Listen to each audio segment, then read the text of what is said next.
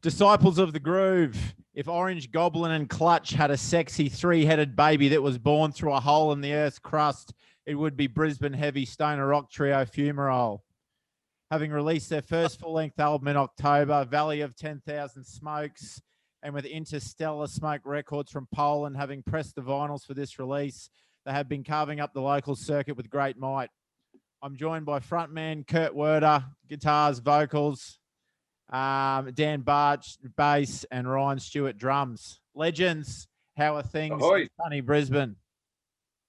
Hey. Not too bad. Sunny as. Sunny and as hot. Sunny as it gets.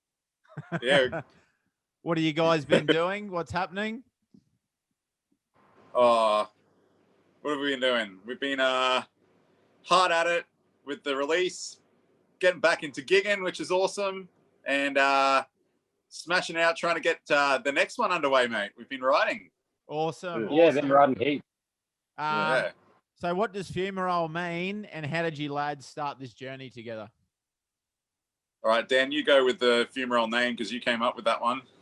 Yeah, well, like a Fumarole, it's just out of a science book, I suppose, right? It's just it's like the opening, the gas that comes out of a volcano, essentially. So yeah, I don't know. That's that. I don't know how that came. I guess it's just because we're the obnoxious waste.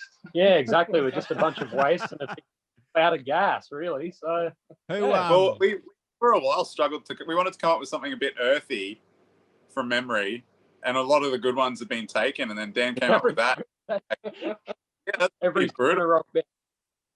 And if you have to look them up, like they look a bit like it's a bit sci-fi and a little bit like whacking out there, but it's still on Earth. So yeah, kind of suited what we're after, I think. An opening in the Earth emitting gas. Who would you say emits the most gas in the band? I'm always full of hope. One of you two. Yeah, it could be a battle between me and Kurt for that.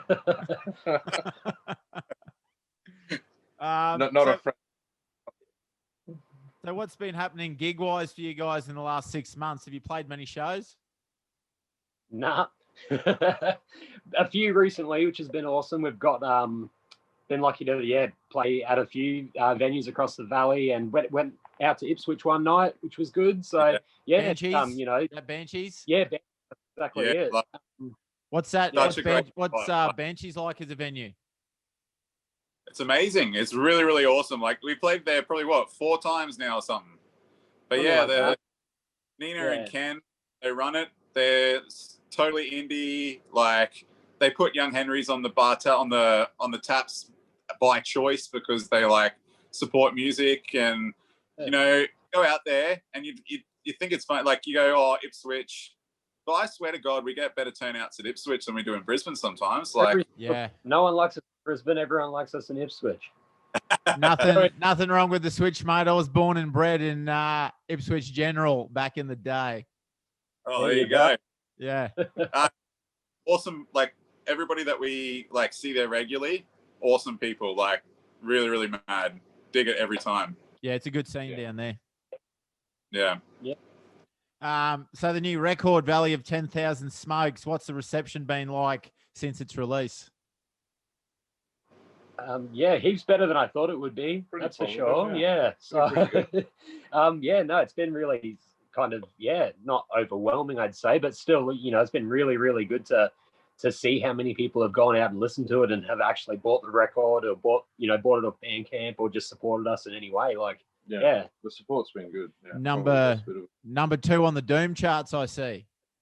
Yeah. Oh, yeah. Oh, that was crazy. Like, I mean, some of the albums that we got ranked above some of the best albums I've heard this year. Like the new Fuzz album is I'm all about that, and they were well below us. So I don't know who paid off who for that, but I'm happy with it. I'll take it. I was just like, I was hoping and praying just to get mentioned, and then fucking number 2, what the hell? Like, it's absolutely mind blowing. But yeah, it's really good to see the reception. We had this weird concept idea for a weird, like, sci-fi journey, and like, you know, we're not sort of straight down the line stoner rock. We've got little bits of that and little bits of everything from everywhere, and yeah, it's been really, really good reception. So who knew? That's amazing, man. So that was my next question. What was the concept for this album, and how was it spawned into existence?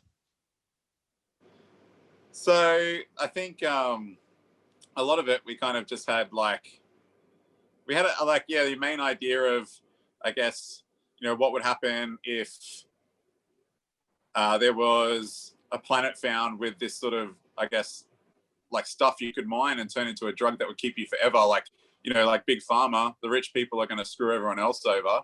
They're going to take over, make sure that like they've got slaves to mine this crap, because they're not going to bother doing it themselves. And they're just going to float around in their spaceships. And it's funny because the original concept that we kind of had became way too close to Infest the Rat's Nest. Like, because it was not good. Like, we're going to have to like switch it up a little bit, but it worked out for the better, I reckon. So yeah, it was it was really good. It was you know, it was a bit ambitious probably to go with a concept album as, you know, the debut album, but you know, why not? It was good fun. I'm glad we did it. So. Different strokes for different folks, you know, whatever works, whatever you're passionate about, I suppose. That's it. That's it. When it comes to the lyrics for this album, or lyrics in general, is that just your department, Kurt? Are you using any references to write lyrics for this concept album, or is this just pure imagination?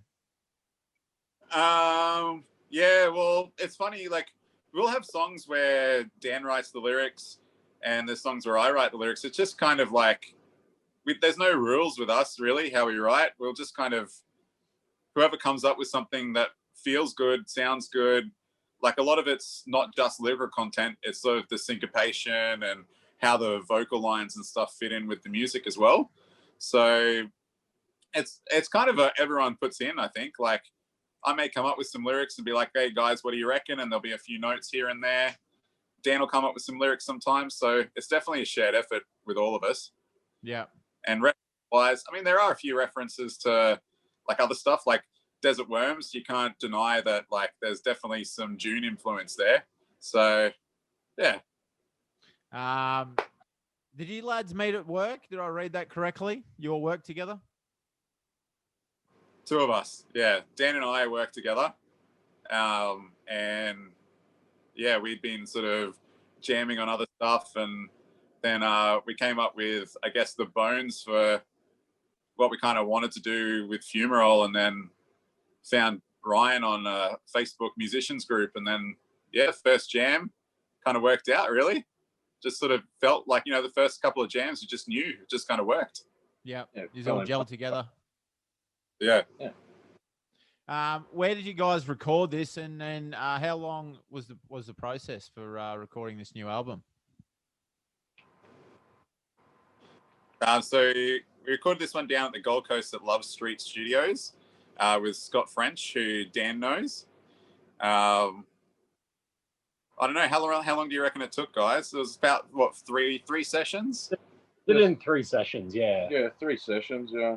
So probably like 3 full days. Yeah, exactly. I mean, the first time we went in, I think we only recorded 2 songs because we'd never done it before, had to get used to it all. And then, you know, the last time we just smashed the songs out really, really fast. So, and got, you know, 4 or 5 done. So I guess it just sort of, you know, it was a learning experience, but it was really good. And Scott was awesome to work with. Scotty was great.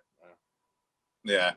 Yeah. And like the first time doing it live, you know, it was a bit worrying at first, but then I think that first session, it was like, that's the way to go. You know, it kind of really suits us and what we do, having that in the moment, kind of all playing together and recording that. So yeah. Now Interstellar Smoke Records from Poland, they pressed the vinyls for the new record. How does one manage to hook up pressed vinyls from Poland? That's Kurt's domain. I don't know anything about that's AKA the Big Hustle doing his thing. The hustle and a half, yeah. Wait, hashtag Instagrams, mate. Yeah. That's it. That's it. You know, he liked like Jacek from Interstellar. He's pretty much been on it with us for a while, like liking a lot of stuff and comments and stuff like that. And we just got chatting, and he's a huge supporter of underground stoner rock and doom. So yeah, it just worked out. I pitched him and he was happy to do it. So it's been great. And that's just pressing your vinyls for you, and just for this album alone.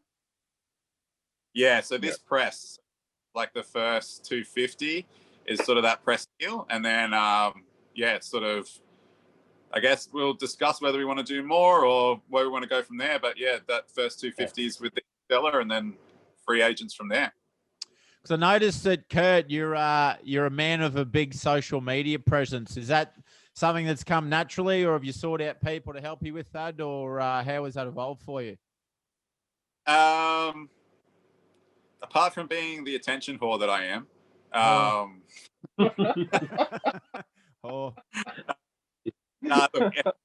in like my ideas, like I follow a guy named Matt Bacon, who's pretty big in black metal, stoner rock, stoner metal, that world, and he's got a huge Instagram and online thing.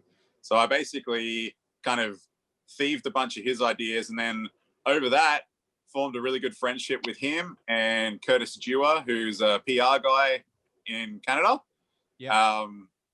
Forged friendship with them basically through working with them and doing their online challenges and stuff like that. And so that's kind of helped, and I kind of just keep up with that, really. It's more about, I like the fact that you can sort of form these friendships and with people all around the world. Like, I talk to people regularly from England, the States, Poland, everywhere, all over the world, who are all, it's weird, like we're so far apart, but this internet thing, if you use it right and you've got your heart in the right place and you're just trying to support your mates, you make mates everywhere. So it's just, a really cool community that you can be a part of, especially in the stoner rock sort of underground scene that we're a part of. Yeah, I think that's the beautiful thing about you guys, that it comes across very sincere and genuine, and just trying to do your thing. And you support a lot of the other bands, which you don't sort of see a lot of these days. Everyone's a little bit in it for themselves, but it's a legitimate community down there in Brisbane, and you guys are helping your mates who all do your thing. That's it. Yeah, and like, there really is such a tight network of people, especially in Brisbane, and like Australia in general, I think has a really, really cool vibe. But yeah, the Brizzy scene, man, like, you got the awesome dudes in like Piston Fist, and like, Wyvenhoek dudes are cool. Baltimore Gun Club, Rhino, like the list goes on and on and on.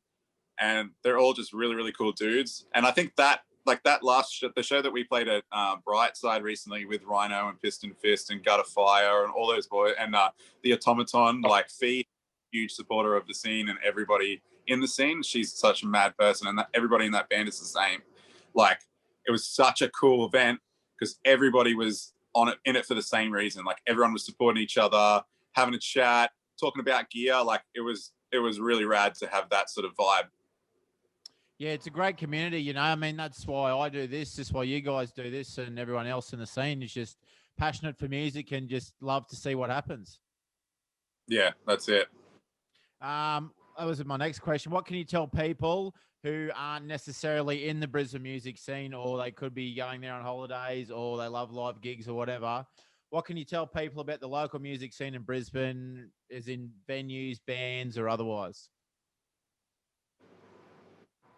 Oh, all right. Yeah, it's a hard one. I don't know. Everything's shutting down because of COVID, which has been really rough. Heaps of really good venues have changed hands and things like that. But, and, Crowbar's gone, unfortunately, things like that. But there is obviously still heaps of underground sort of stuff happening. I mean, any given weekend, there's usually a fair handful of decent bands playing at any number of these venues that are still going. So we're playing next Friday night at King Lear's Throne in the Valley, which is a small bar. We've never played there before, but it's cool that there's these bars that are willing to put on live music in sort of when you're right in the hub of the valley, or within walking distance. Yeah, it's all pretty close. Yeah. So that's really cool. And then there's venues like Backbone out at East Brisbane, like the Bowls Club there, and they put on some really cool events when they when they're able to, sort of thing as well. So there's lots of support for the Brisbane scene. Just hopefully once COVID's over, we get a few more venues and a few more places to play. Bigger than what it is. Did you see that the COVID restrictions are lifting again soon? Yeah, Oh, man. No, awesome. Full capacity for the next Oh, Origin. sick. All right. Into it. Just in time for the decider. Funny that. Queensland winner. You can't get 100 people in a venue, but you can pack people neck to neck into a stadium and it's okay. Yeah. Someone paid someone. Someone had to say it, damn it. But yeah, you got to protect your venues though, like Woolly Mammoth and the Bright Side. It would have been hard for them to put on these shows when it was like 20% capacity, but they still pushed through. And it was really good to see all the bands come back and having a chat to people and shit, I haven't been in the Valley since May, and hell, it's October, November now, crazy stuff. But we do have a world class acts and venues in Brisbane, and I just think that this should be the wake up that everybody should go out and support it. Yep. Yeah. 100%. So where can people find information on Fumarole gigs, news, merchandise, and all the rest of it? Facebook, Fumarole Band. If you want, we got our website links directly to our Bandcamp, which is just www.fumarole.com.au. That's Fumarole. Fumarole. Hashtag, and then Instagram and Twitter's the same at Fumarole Band AUS. Sweet, man. And finally, why should people come out and support live music? Oh, there's so many reasons. 1,001 reasons. It's good to obviously hear the music, support smaller bands. It's good to get out with your mates, have a couple of beers, listen to some tunes. Support these venues that we're talking about. Yeah, exactly. Some of them are really doing it tough, so it'd be good to get out and give them something back. And there's some real good music coming out of Australia. Really good music coming out. That's the biggest thing. Yeah, that's the good it. music. So and five, I genuinely think 5 world-class acts for $20, and you can literally just go up and talk to everybody that's in the bands, and they just want to talk to you about riffs and fucking gear and beer and all that fun. What I mean? Everybody wants to. That's what everybody's about. So you can go up and chat to these people about anything. It's not like you have to fight off bouncers to have a chat to these people. We want you to come talk to us. I would much rather myself go to a gig, buy merchandise, CDs, vinyls, talk to bands, get interested that way rather than sit on my computer at home and hit the iTunes. You don't get a feel for the bands. You don't get beer in your mouth at a venue, people sweaty everywhere, throwing tins around. It's just the best environment on the planet. Yeah, exactly. With the style of music that we play in the sort of scene that we're in, you got to feel it too. It's not just about hearing it, man. It's about having a bloody 100-watt guitar amp cranked and the drums being smashed and 6x10 bloody bass cabs vibrating bloody schooners off the stage and shit. That's what it's about. Yeah. Every damn time. Yeah. Who are your favorite bands at the moment? Oh shit. It's hard. All I've been listening to lately is Dio. Just Dio or Rainbow. I know that's not new, but it's just Dio all day. So this is the Local Froth, man. The Local Froth. I need something. It's hard, but Dio, man, can't go past him again. You can't. Dio's the man. You got Wyvern Hope, Piston Fist, Hammers. Yeah, Wyvern Fist. I'm absolutely loving the stuff coming out of the Wretched Creatures. They got some heavy stuff happening at the moment. Yeah. So definitely check them out. Who else? Got a fire for sure. They're intense, eh? It's just what a show.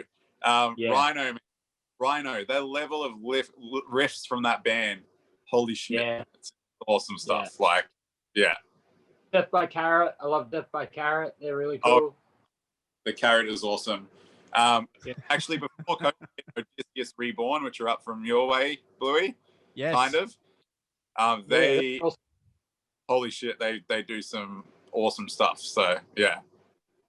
Who was that again? Sorry, you just cut out a little bit. Odysseus Reborn. Odysseus Reborn. I'll get straight onto them. Yeah, I think they're from Bundy.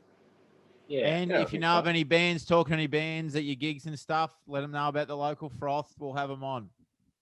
Yeah, for sure. Let's get it. Let's get everyone involved and get these venues going, and then we'll get the big community of music happening. We need it, especially here in Mackay. It's a bit DJ orientated and such, but we'll get some local bands coming through, and we'll get out to some gigs and blow a froth off a couple. Yeah, Good. Yeah, we got to get up there and play sometime. 100%. Yeah, you definitely come up here and just blow the ass out of Maguire's pub up here in Mackay. We'd love it. Yeah, sounds. But I got a van all set up, ready to go, and then bloody COVID stopped us from doing anything. So, of course you do. The big hustle's at it again. All right, boys. I have to go and put the daughter to bed, but it's been great talking to you, and keep doing what you're doing, man. I got the 10,000 Smokes on repeat up here. It's fucking good times. My daughter's dancing to it, actually. Awesome. Love it. Thanks, boys. Have a good night, and talk to you soon. Appreciate it, bro.